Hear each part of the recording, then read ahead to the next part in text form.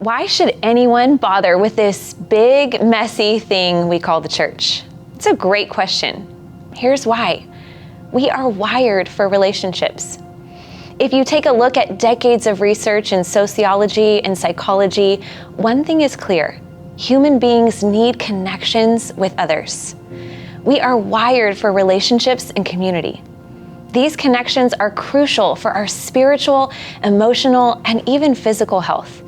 And in many ways, when operating as intended, the church is a place to experience this level of connection. The church isn't a building, a denomination, or a set of programs. It's an authentic community of people coming together in real relationships to practice the way of Jesus. There are a lot of misconceptions about the church out there. Some of these ideas are fueled by culture, others are fueled by the church itself. Christians don't always get the church right. Let's take a quick journey back to the roots of the Christian church as depicted by the authors of Scripture. The early church wasn't about gatherings. It was about life together, shared meals, shared resources, supporting those in need, acts of kindness, and an outward focus. All of these activities were centered on Jesus. This way of life, this sense of togetherness, this mission to make the world a better place for everyone sparked curiosity and a sense of wonder in onlookers. It touched that innate human desire to be a part of something bigger than ourselves, something more meaningful. It created a buzz that propelled the growth of the early church. And fast forward to today, the core mission of the church remains unchanged. Do we always nail it? Honestly, no. History can attest to that. But here's the thing. We live in a society that often complicates genuine connection.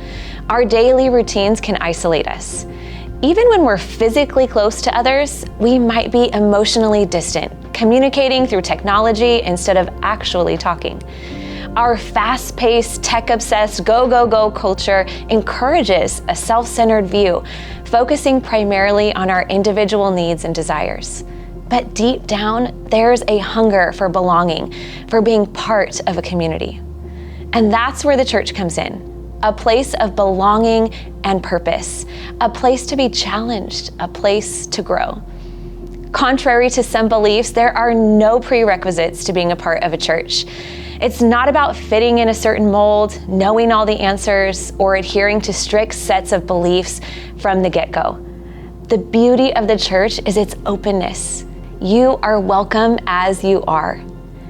In a church, especially one centered on Jesus, you discover a space for questions, a space for exploration. It's where you learn to live a life of faith with Jesus at the center. When we operate as Jesus intended, the church is a force for good in the world, an unstoppable community of love and support. And honestly, who wouldn't want to be a part of that?